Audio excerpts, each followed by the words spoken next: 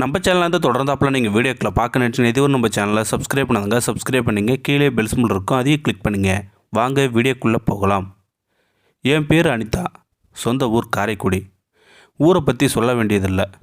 அடுக்கடுக்காய் அழகான வீடுகள், நேர்மையான சடங்கு முறை, திருமணங்கள், அனைவரும் விரும்பும் உணவு முறைகள், அன்பான உபசரிப்புகள் என காரைக்குடியின் அடையாளங்கள் தனித்துவம் வாய்ந்தவை. இந்த ஊரில் எங்கள் அப்பா ஒரு போஸ்ட்மேன், அம்மா வீட்டை பார்த்துக்கிறாங்க. எனக்கு ஒரு அக்கா, ஒரு தம்பி. அப்பா ரொம்ப கஷ்டப்பட்டு தான் படிக்க வச்சுட்டு இருந்தார். எங்கள் அப்பாவுக்கு ஒரு தங்கச்சி, சின்ன வயசுலேயே கணவனை இழந்தவங்க. எங்கள் அப்பா நிழலில் தான் இருந்தாங்க. அவங்களுக்கு ஒரே பையன், பேர் ராம்குமார். எங்கள் பாட்டிக்கு என்னை மட்டும் ரொம்ப பிடிக்கும். எனக்கும் எங்கள் மாமாவுக்கும் கல்யாணம் பண்ணி வைக்கணும்னு அதுக்கு ரொம்ப நாளாக ஆசை.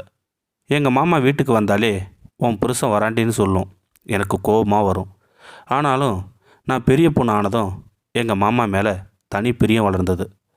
மாமா வந்ததும் ஓடி போய் ஒளிஞ்சிக்குவேன். ஆனாலும் மறைஞ்சு மறைஞ்சு பார்த்துட்டே இருப்பேன்.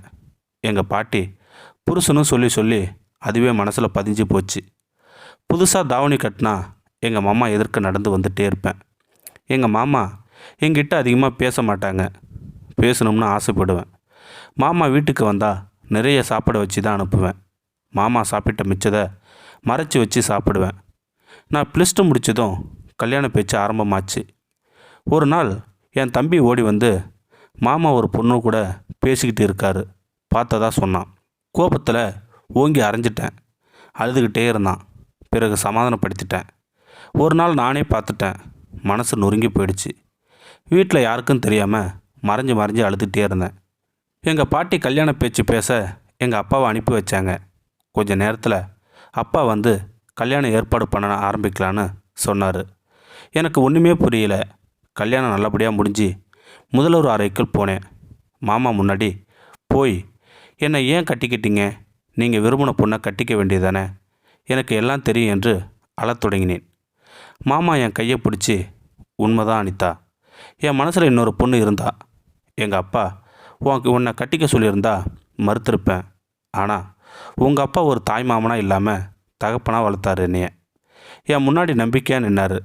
அவரை ஏமாற்ற விரும்பலை நான் என்றதும், பதிலுக்கு என்ன பிடிக்கலையா மாமா என்று நானே சொல்ல, பதிலுக்கு அவர், இது வரைக்கும் உன் கூட பழகினது இல்லை, இனிமே தான் பழகணும், நிறைய லவ் பண்ணணும், சரியா என்று சிரித்தபடியே 2 மனசும் சேரும்போது நாமும் சேரலாம், ஓகே என்றார். ஆரம்பத்தில் அவரிடம் நெருங்க தயக்கமாக இருந்தது. ஆனாலும் கொஞ்ச நாளில் அவர் என் காதலை புரிஞ்சுக்கிட்டாரு. என்னை இறுக்கமாக கட்டி பிடிச்சிக்கிட்டாரு. அவரது கண்ணீர் துளிகள் என் முதுகில் படர்வதை உணர்ந்தே நான். வாழ்க்கை அருமையாக இருந்துச்சு. அந்த சமயத்தில் என் அக்கா இறந்து விட அவளது 3 பெண் குழந்தைகளையும் நாங்கள் வளர்க்க ஆரம்பித்தோம். எங்களுக்கு 6 வயசில் அருண் இருந்தான்.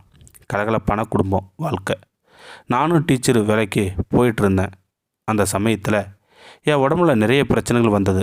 எனது இடதுபுற மார்பில் தாங்க முடியாத வலி ஏற்பட்டது. நானும் என் கணவருடன் என் தம்பி வேலை செய்யும் கோயம்புத்தூர் உள்ள ஒரு பெரிய தனியார் மருத்துவமனையில் எல்லாம் டெஸ்ட் எடுத்தோம். எனக்கு மார்பக புற்றுநோய் இருப்பதும் உறுதியானது. அதுவும் கடைசி நிலை என என் தம்பியும் கணவரும் துடிச்சு போயிட்டாங்க. 5 லட்சத்துக்கு மேலே செலவாகும் என்று சொன்னாலும் இருந்தாலும் இப்போ எதுவும் உறுதி சொல்ல முடியாதுன்னு சொல்லிட்டாங்க டாக்டர். என்ன என் தம்பி கூட விட்டுட்டு வந்து என் கணவர் எல்லா வகையிலும் பணத்தை ரெடி பண்ணிட்டு வந்தார். எங்கள் 3 பேரை தவிர யாருக்கிட்டையும் சொல்லலை. எனக்கு சிகிச்சை ஆரம்பித்தது மிகப்பெரிய சோதனை அப்புறம்தான் நடந்தது. மிகவும் சக்தி வாய்ந்த மருந்துகள் சாப்பிடுவதால் என் தலைமுடி கொட்டி முகம் கருத்து விகாரமாய் மாறியது. என் முகம் எனக்கே மறக்க ஆரம்பித்தது. ஆப்ரேஷன் 2 நாள் முன்பு எனக்கு மிகவும் மன அழுத்தம் ஆரம்பமானது. தொடர்ந்து அழ ஆரம்பித்தேன்.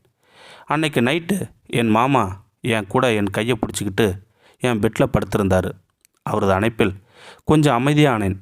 அப்போது என் மாமாவிடம், மாமா, நான் உங்களுக்கு வேணாம் மாமா, இனி என்னால் உங்களுக்கு எந்த சந்தோஷத்தையும் தர முடியாது, என்னை ஏதாவது அனாதை இல்லத்தில் கொண்டு போய் விட்டுருங்க என்று முடிப்பதற்குள் கதறி அழ ஆரம்பித்தேன் நான். அவரும் என்னை நெருக்கமாக அணைச்சி, உன்னை தொலைச்சிட்டு நான் எப்படி வாழ்கிறது? செக்ஸ் மட்டுமா வாழ்க்கை? உன்னை பார்த்துட்டே இருந்தால் போதும். உன்னை ரொம்ப லவ் பண்ணுறேன். உன் காதலை அனுபவிச்சுட்டே இருக்கணும் சாகிற வரைக்கும் என்று என் நெத்தியில் முத்தமிட்டார். அடுத்த நாள் என்னை ஆபரேஷன் தியேட்டருக்கு அழைத்துச் செல்லும் முன் எனக்கு மயக்க மருந்து கொடுத்திருந்தார்கள். மயக்கத்தின் விளிம்பில் என் மாமாவை பார்க்கணும், மாமாவை எனக்கு ரொம்ப ஆசையாக இருக்குது, ஒரு முத்தம் கொடுப்பீங்களா என்றதும் அறையில் இருந்த நர்ஸ் வெளியேற என் மாமா என் உதட்டோட உதடு வச்சு முத்தம் கொடுத்தப்ப அவரது கண்ணீர் என் கன்னத்தில் விழுவதை உணர வைத்தது. இந்த முத்தத்தில் அவரது காதலை முழுமையாக உள்வாங்கினேன் நான். அறுவை சிகிச்சை மூலம் இடது மார்பு அகற்றப்பட்டது. 6 மாத காலத்திற்கு பிறகு என் பழைய நிலைக்கு திரும்பினேன் நான். என்னை மரணத்திலிருந்து மீட்டு வந்தது என் மாமாதான். நல்ல கணவன் மனைவியா அன்பு மட்டும் போதும். இந்த வீடியோ உங்களுக்கு பிடிச்சிருந்தா கமெண்ட் பாக்ஸில் கமெண்ட் பண்ணுங்கள், கூட உங்கள் ஃப்ரெண்ட்ஸுக்கு ஷேர் பண்ணுங்கள். இதுவரை நம்ம சேனலை சப்ஸ்கிரைப் பண்ணுங்க, சப்ஸ்கிரைப் பண்ணிங்க, கீழே பெல் சிம்பல் இருக்கும், அதையே கிளிக் பண்ணிங்க. தேங்க்யூ ஃபார் வாட்சிங்.